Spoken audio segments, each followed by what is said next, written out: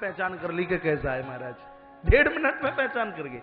ठीक है, लेकिन जैसा होना चाहिए वैसा नहीं है। और एक दूसरी बात और है, कंठ में चैन खुद नहीं पहनेगी, मुंह देखने के लिए जाएगी, आहा भाभी आई हो, क्या कहना जी, कंठ का हार उतार करके दे देगी। अभी तो इतना ही है, चिंता मत कीजिए, आप हमारे हैं, जो चाहोगे सो हम बिल्कुल देने के लिए तैयार हैं। बिना कुछ दिए माताएं नई बहू का मुंह नहीं देखती, ये बहुत बड़ी विशेषता है उनके। ताली तो बजा दीजिए माताओं के नाम की, इन्होंने आपके नाम की बहुत तालियां बजाई हैं। बोलिए बांके बिहारी लाल की, कृष्ण कन्हैया लाल की जय जय जय जय जय जय श्री राधे। तो नई बहू मुंह तो दिखा नहीं रही थी, तो जाई भीड़ में माता रुक्मणी चल करके आ गई। मां रुक्मणी ने कहा, बहन हम तुम आई तो कछु दिना पहले हमारा विवाह भयो है, तो हम त्याई बड़ी दीदी हैं, जरा मुंह दिखा दीजिए। घूंघट नहीं खोला गया। फिर द्वारा से कहा, हमें पता है तुम बहुत ज्यादा सुंदर हो, लेकिन जो सुंदर होते हैं मुंह तो वो भी दिखा देते हैं, घूंघट खोल दीजिए। इतने पर भी घूंघट नहीं खोला गया। तब माता रुक्मणी को आवेश आया, अच्छा जी आपको अपने सौंदर्य का इतना बड़ा अहंकार, इतना बड़ा अभिमान, तो जाइए हमारा अभिशाप है तुम्हारे लिए, तुम्हारी जो शक्ल है वो तो समाप्त हो जाए, सिर्फ तुम हमारी जैसी बन करके रह जाओ। देखिए कन्हैया की करामात, रीछड़ी का मुंह गायब और कैसी बन के रह गई है, बिल्कुल माता रुक्मणी जैसी। ये तो वो सुना दिया जो ग्रंथों में लिखा है, लेकिन 30% कथा मेरे अनुभव की है, और वो अच्छा लगे तो देखिए। रुक्मणी भक्ति है। रुक्मणी क्या है? भक्ति। जामवंती है जीव। ये जीव एक जन्म का नहीं, अनेक जन्मों का, जन्म जन्म का ये जीव कुरूप है। कथा कहती है कि कुरूप से कुरूप व्यक्ति जब भक्ति महारानी के सम्मुख चल के आता है तो उसकी कुरूपता समाप्त हो जाती है और उसको सौंदर्य की प्राप्ति होती है। सुंदर कौन है? जिसके सामने भक्ति है। सुंदर कौन है? जिसके हृदय में भक्ति है। सुंदर कौन है? जिसके मस्तिष्क में प्रभु का नाम है। नहीं आई बात समझ में? सुंदरकांड रामायण का देखिए।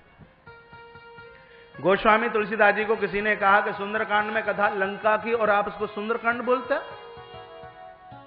और उस लंका की इतनी बड़ी व्याख्या, इतनी बड़ी प्रशंसा करते हो कि चौहट्ट वट्ट सुवट्ट वीति चार पूर्व विधि बना गजवाज खच्चर निकर पदचर, इतनी बड़ी विशेषता आपने लंका की और निशाचरों की लंका।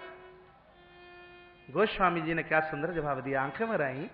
का भैया लंका कैसी भी हो, लेकिन जिसकी हृदय की अशोक वाटिका में भक्ति माता जान की बैठी हो तो उसको सुंदर कांड नहीं कहूं तो फिर उसको मैं क्या कहूं? गोस्वामी जी ने कहा, सुंदर वो है जिसकी हृदय की वाटिका में माता भक्ति विराजित है। आपने अपने हृदय में न जाने कितने कितनों को, लुटोरों को, ठगों को बिठा करके रखा है। जी तुम्हारे बिना हम रह नहीं सकते, जी तुम्हारे बिना हम सो नहीं सकते। बंधु हम दुनिया के बिना रह सकते हैं, एक बार प्रभु दरबार में कहिए, भगवान हम तेरे बिना नहीं रह सकते, तब उसकी भी आवाज आएगी कि मैं वैकुंठ और लक्ष्मी के बिना रह सकता हूं, लेकिन बेटा मैं तेरे बिना नहीं रह सकता। आज तालियां बजवाने में कंजूसाई थोड़ी रखूंगा, आज ही का तो टाइम है, कल से तो आप मेरे हाथ आने वाले नहीं है। जय जय श्री राधे, जय जय श्री राधे, जय जय श्री राधे श्याम। तो ध्यान रखिए, जामवंती इसलिए सुंदर हो गई क्योंकि वो भक्ति के सामने खड़ी हुई है। दूसरा विवाह पूरा हुआ, मणि दी गई है सत्राजित को, कहिए आप अपनी मणि संभालिए। सत्राजित को भूल समझ में आ गई। भूल कब समझ में आएगी? जब विचारों की मणि पास में हो, और जिसके पास से विचारों की मणि चली गई है वो तो गलती के ऊपर गलती करेगा ही। समझ रहे हैं? गलती कौन करता है? जिसके पास में विचारों की मणि नहीं है। और भूल किसकी समझ में आ जाती है? जिसके पास विचारों की मणि चल करके आ गई है। ये कथा अपने आप में कुछ अलग है, संभाल करके रखिए इन सूत्रों को। आप ये कहें कि ये चाहे जब सुनने के लिए मिल जाए, ऐसा संभव नहीं है। इस आयोजन को बहुत दूर दूर तक क्या पूरे विश्व भर से लोग देख रहे हैं। एक बार ताली, अभी नहीं जब मैं बजवाऊं तब। इसी आयोजन को सुनकर, वैसे वो मेरे बहुत नजदीक हैं, उनके माध्यम से मैंने बहुत कथाएं तीर्थों में करी हैं। पुष्कर में, जगन्नाथपुरी में, भगवान बद्रीश, भगवान पशुपतिनाथ, नेपाल की माटी में, ऐसा रामायण मंडल कलकत्ता जिसके अध्यक्ष श्री सीताराम जी अग्रवाल लोहारू वाला, रात्रि को मैंने उनको तारीख दी है, दिसंबर के अंत में सिंगापुर की माटी पर बहुत विशाल कथा श्रीमद् भागवत की, आप सब लोग सादर आमंत्रित हैं। और दूसरी कथा श्री सालासर हनुमान जी महाराज, उसकी तारीख मेरी तरफ से अभी निश्चित नहीं है, वैसे दोनों कथा मेरी डायरी में बुक हैं। श्री हनुमान जी महाराज, सालासर हनुमान और सिंगापुर की माटी। एक बार जयकारा इस रामायण मंडल का बहुत बहुत धन्यवाद अदा कीजिए। इस रामायण मंडल के माध्यम से मुझे बहुत अच्छे अच्छे लोग मिले हैं, मुझे बहुत बढ़िया बढ़िया लोग मिले हैं, लेकिन उस रामायण मंडल का भले ही एक भी आदमी इधर नहीं हो, कलकत्ता की माटी का एक भी व्यक्ति इधर नहीं है, लेकिन वो हृदय से बहुत स्नेह करते हैं, हृदय से बहुत याद करते हैं। तो भले ही वो शरीर से यहां नहीं है, श्री महावीर प्रसाद जी अग्रवाल, श्री जेपी अग्रवाल जी के साथ में श्री सीताराम जी अग्रवाल और बहुत से ऐसे लोग हैं जो मुझे बराबर इस संस्कार टीवी पर सुन रहे हैं। इस पंडाल परिसर में मैं हृदय से उनका बहुत बहुत आभार करता हूं, बहुत बहुत आभार करता हूं। बोले बांके बिहारी लाल की जय हो, कृष्ण कन्हैया लाल की जय हो। जय जय श्री राधे, जय जय श्री राधे, जय जय श्री राधे श्याम। आइए, मणि दे दी गई सत्राजित के हाथ में, सत्राजित को भूल समझ में आ गई, उसी समय इन्होंने अपनी बेटी का विवाह भगवान के साथ किया। मणि को दहेज के रूप में देना चाहते हैं, प्रभु ने स्वीकार नहीं किया। भगवान ने कहा जिसकी वजह से मुझे नीचा देखना पड़ा हो उसको मैं स्वीकार नहीं करूंगा। कथा कहना चाहती है कि जिन सूत्रों के द्वारा हमें नीचा देखना पड़ रहा है उसको अपने जीवन में से छोड़ दीजिए। यदि शराब पीने से हमें नीचा देखना पड़ता है तो मारिए गोली, हम मदिरा के बिना रह सकते हैं, लेकिन हम अपने खानदान के बिना नहीं रह सकते। उन चीजों को छोड़ दीजिए। लोग कह देते हैं एक घूंटी ही तो लेते हैं महाराज, कभी कभी ले लेते हैं, थोड़ा सा ही तो ले लेते हैं महाराज, एक घूंटी ही तो सब चौपट कर देगा। पहले बोतल फूटेगी और बाद में खोपड़ी फूटेगी। खोपड़ी को बचाना चाहते हो तो बोतल को छोड़ जाइए वृंदावन में। यदि खुशियां चाहते हैं, सौगंध आपको भगवान की है, ठाकुर जी की, बिहारी जी महाराज की सौगंध है। श्री धाम वृंदावन में आए हो, नोटों की कामना मैं नहीं करता, आपसे कोई पैसा नहीं मांगता। सीधा वृंदावन की माटी में आप चल करके आए हैं तो अपने इस दोष को यहां वृंदावन की माटी में छोड़ करके जाओगे, यहां से निर्दोष बन करके जाइए, फिर अपनी जिंदगी की खुशहालता देखिए, जिंदगी का अनुभव और जिंदगी की फिर एक आत्मीयता देखिए। निर्दोष बन करके जिंदगी का निर्माण करना है। जय जय श्री राधे, जय श्री राधे, जय जय श्री राधे श्याम। तत्पश्चात भगवान का कालिंद्री के साथ विवाह हुआ। नागनिजति, लक्ष्मणा, भद्रा, ये भगवान के 8 विवाह मूलतः, मुख्य विवाह ये 8 विवाह हुए।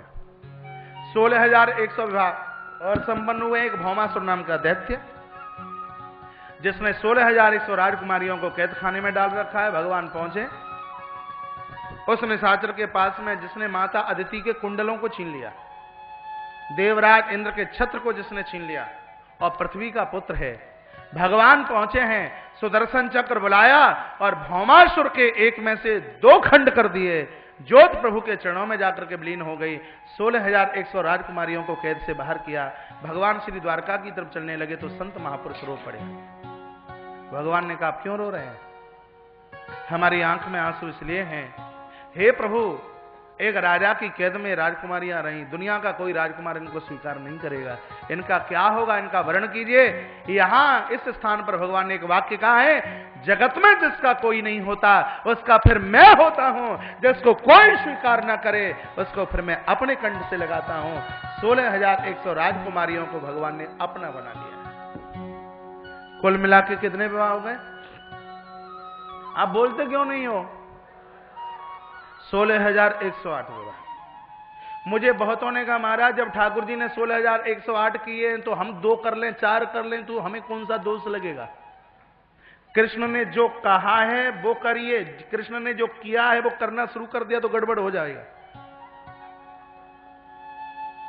और भले ही कृष्ण की कोई कथा याद ना रहे लेकिन 2 कथाएं जरूर याद रहती हैं। एक तो मटकी फोड़ करके मक्खन खाया तो काऊ की जेब हम काट लें, क्या नुकसान है, उसने भी तो चोरी करी। ये कथा जरूर उनको याद रहती है। और एक ये भी कथा याद रहती है कि उसने 16,108 करे तो महाराज हमें कम से कम 8 तो करना ही चाहिए। बुरा ना मानना, मैंने पुराणों में पढ़ा है, केवट ने कहा राम जी से दूर रहिए, मेरी नौका में बैठ मत जाइए। क्यों? आपकी चरण रज के द्वारा मेरी नाव यदि कहीं बन गई स्त्री तो प्रभु बुरा न मानना, पत्नी तो एक ही बढ़िया होती है, यदि ज्यादा हो गई तो गड़बड़ होगी। तुम्हारे महाराज ने कई कर लिए इसलिए वन में तुम धक्का खाते खाते घूम रहे हो। व्यंग भी कस दिया ऊपर से। हृदय में भी एक रखिए, परोक्ष और अपरोक्ष में एक ही ठीक है।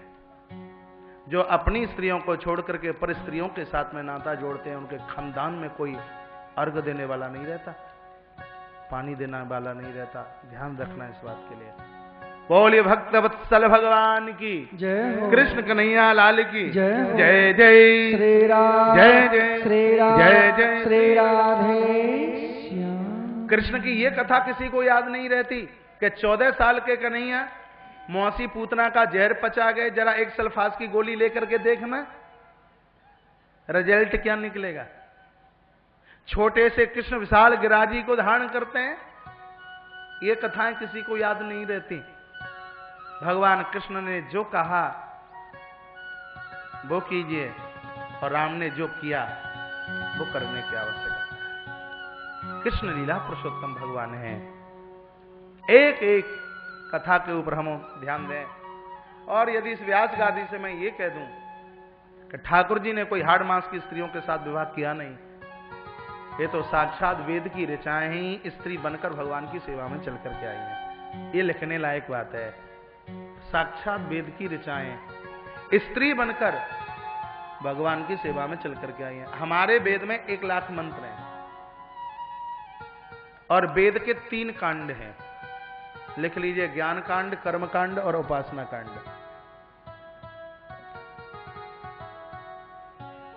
यदि सोफे पर बैठ के जिनकी झपकी लग गई हो तो लंका से कुंभकर्ण के भवन से भी वापस वृंदावन में आ जाए। अभी छुट्टी हुई नहीं है, 2 बजे छुट्टी होगी, वापस आ जाए मेरे इधर इस भाग में। 3 कांड, ज्ञान, उपासना और कर्म। इधर देखिए, मेरी तरफ देखिए।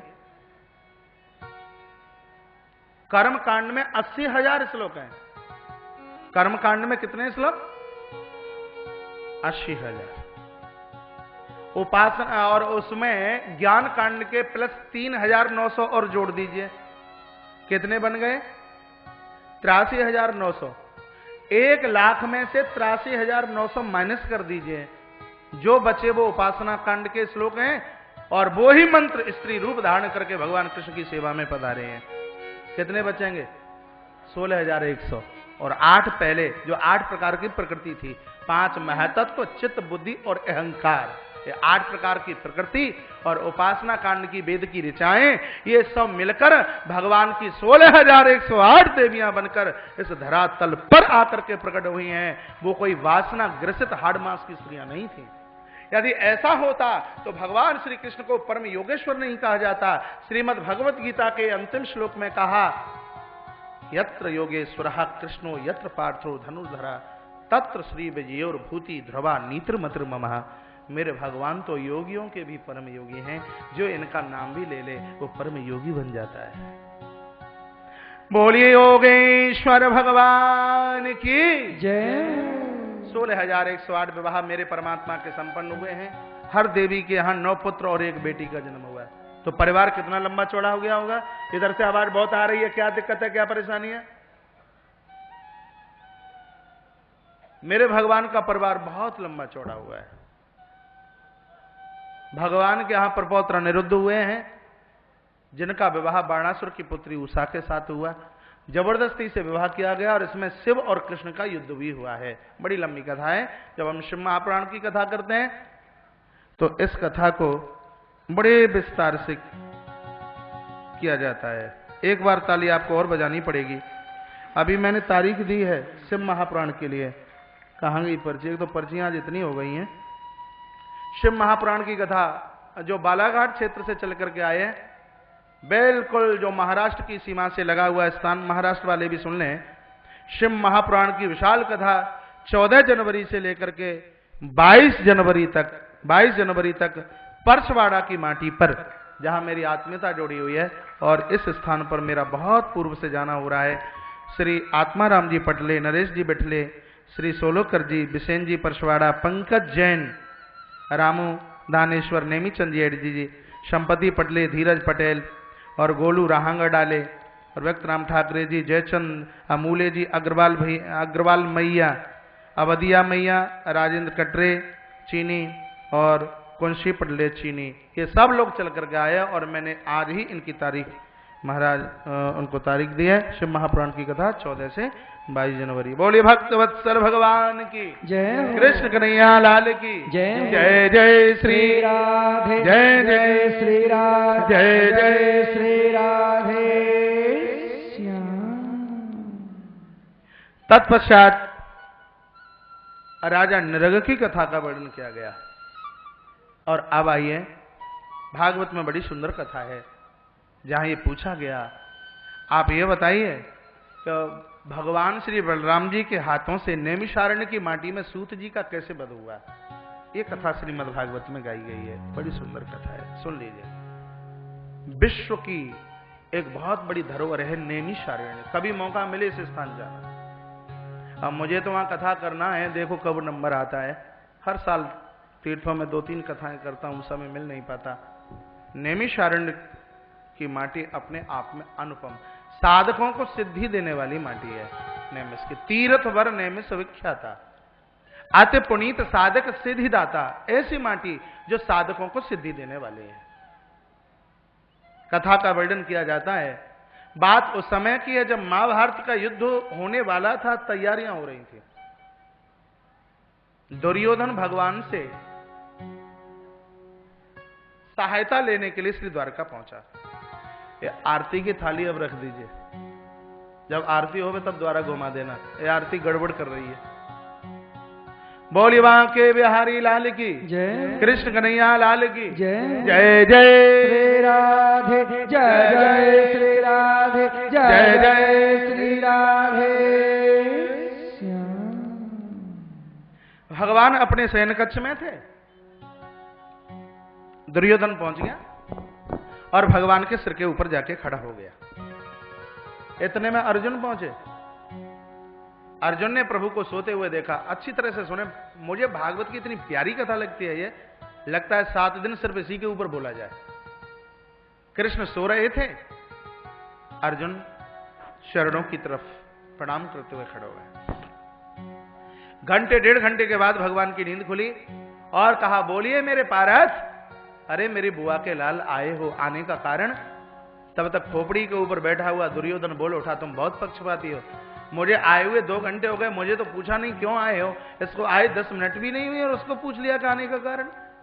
कृष्ण कहते हैं, दुर्योधन भैया तुम सिर के ऊपर थे, मेरी दृष्टि नहीं पड़ पाई, मैं देख नहीं पाया, और जो आंखों के सामने था दृष्टि पड़ गई। कोई बात नहीं, हम आपको पूछ लेते हैं, कैसे आए, आने का कारण? दुर्योधन ने कहा, परसों से महाभारत का युद्ध होने वाला है और उसमें हम आपको सेना नायक बनाएंगे। हमारी तरफ से आपको हथियार उठाकर इन अपने बुआ के पुत्रों, इन पांडवों के साथ तुमको युद्ध करना होगा। भगवान ने कहा, राम रे राम, ऐसा तो कभी नहीं हो सकता, इस अधर्मी का मैं साथ दूंगा। शीघ्र ही भगवान ने बात बदल करके कहा, दुर्योधन मैं तैयार हूं, लेकिन मेरी एक छोटी सी प्रतिज्ञा है।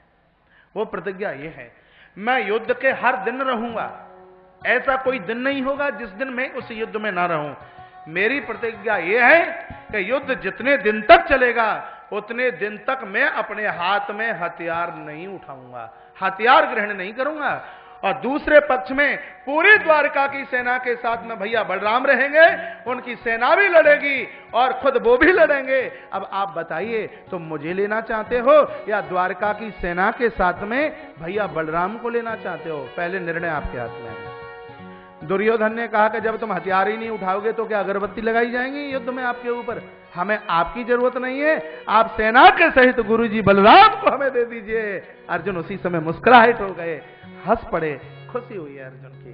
घाटे में रह गया दुर्योधन। अर्जुन को पूछा कृष्ण ने, पारथ बोल भाई तुझे क्या चाहिए? अर्जुन की आंखें भर आईं, धनंजय रो पड़े और कहा, भगवान अपनी राज सत्ता के लिए, अपनी उदर पूर्ति के लिए हम आपसे हथियार उठवाएंगे? कभी भी नहीं।